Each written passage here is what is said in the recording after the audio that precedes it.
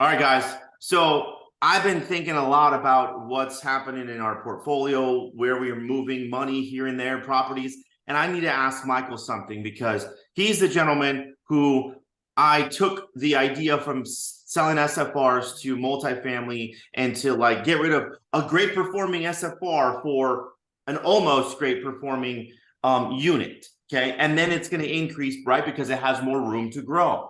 So, Michael, in your expertise and in your experience, how hard was it to take an SFR that does well, your yield, let's call it 30% yield or 18%, no, let's go 25% yield at least on your cash flow, right? On your cash on cash return annually on an SFR.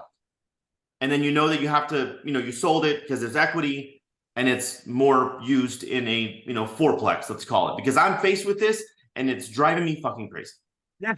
So basically what you're doing is you're doing something I did in my first book, One Rental at a Time, where I went from 8 single family homes to 80 units. That's essentially the process we're talking about. And I leveraged something called a 1031 exchange, right? So again, folks can go look up what that is. But that's basically a way where you can move equity from like kind investments, in this case, a rental to a rental. So there's a couple of things that I want to highlight here just for the audience. First and foremost, I believe that single family homes, small multis and larger multis, small meaning 2s, 3s, and 4s, largers being commercial 5s and above. They operate in different cycles. So what I'm looking to do probably in the next 9 to 18 months is do this exact same process. I believe single family homes are going to stay hot because I own stuff below the median. Right. And what is scarce today? Homes below the median. I believe there's a ton of pain coming to commercial. That is your 5 to 40 unit buildings because of dumb financing. So what I am waiting for, I am looking today. I'm absolutely looking today, but I'm not seeing deals today. I will sell houses at the peak in exchange into busted commercial properties. That's my plan. At least in my market today, the deals are not there. Today, the properties, they are not deals, they're properties, are overpriced. So I'm not going to sell a single family home that uses, in your case, 25% yield to buy a fourplex. But I'm going to have a list of single family homes I want. I'm going to be fishing for these commercial. And when I could go get a 30 or 35% yield, because I want a bigger yield, that's when I'll pull the trigger. Because selling a hot asset is easy. This case, a single family home below the median. What is hard is finding the right small, medium-sized multi. So I wouldn't be in a rush. When I went from 8 to 80, it was amazing. It will be amazing for you. But like lots of things, don't rush. Don't sell the home first.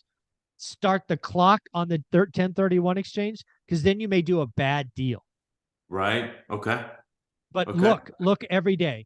Start fishing, because the way you do it, you actually might find a deal before me, right? Because I rely on the MLS. I rely on my network. But you're doing direct mail. You have website. You have keywords. You have all these things. You may find a busted 8-unit building, 10-unit building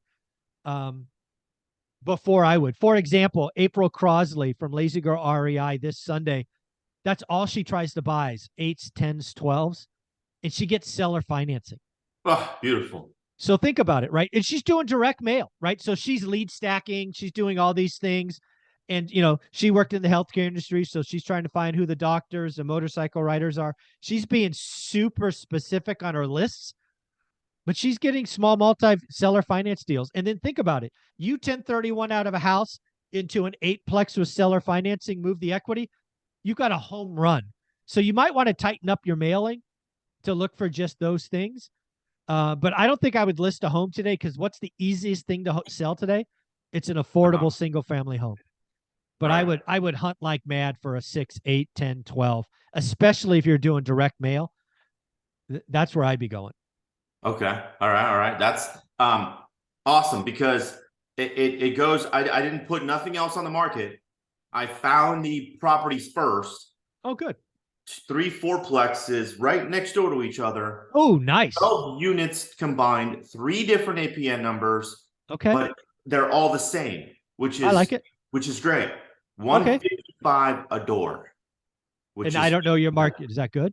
155, 155K a door, a 2-2, and the current rents are about 18, not current, but market rents are 1800. What is current rent?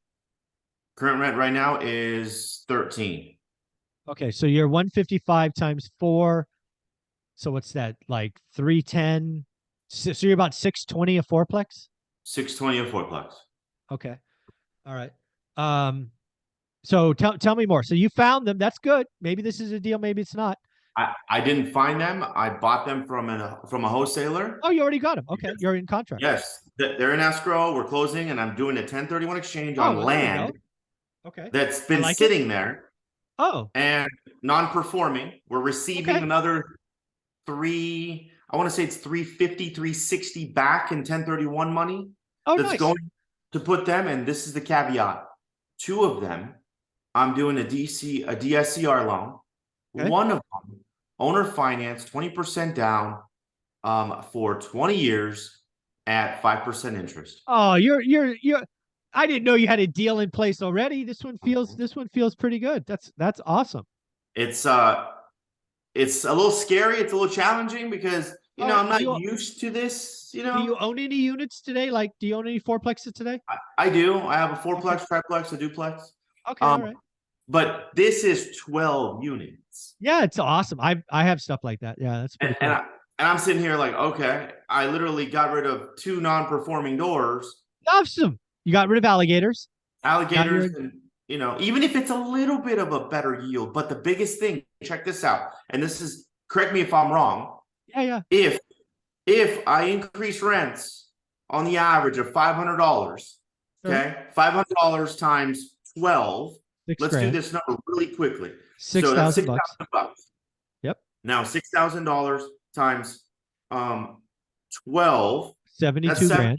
$72,000 a year. Okay, that I've increased. Now, how does the process work? $72,000 divided by, let's just say, what, a 0.06 cap rate. Sure. Okay. Okay, 0.06 equals, that's 1.2 million in value add. Yeah, value add. Yeah, I mean, yeah, that's there's a lot, there's room. I mean, you're basically taking rents up, like they're 13, so you're moving rents 40%. 13, there's 12, there's 11, so there's some room there. Yeah, so what I would tell you, having bought these before, I would plan, because it's 12 units and they all know each other, right? The tenants all know each other.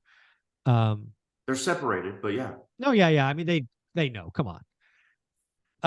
It's going to probably take you 2 years to get rents. Yeah, okay. To get rents to where they are. But that's okay. It's a process, right? It's not like you won't have rents at market. It's not going to happen this year. I would tell you actually to do them in 2 bumps, right? Okay. I would take them up because I would go up $200 or whatever the legal limit is and see what happens. Some people will leave, then you vacate, you clean up, you take it to market, right? So it'll be a process. It will be a multi-year, but it's amazing. I mean, congratulations. It's a little exciting. Yeah. 2 units are vacant, so those will be 1,800. So that'll be awesome.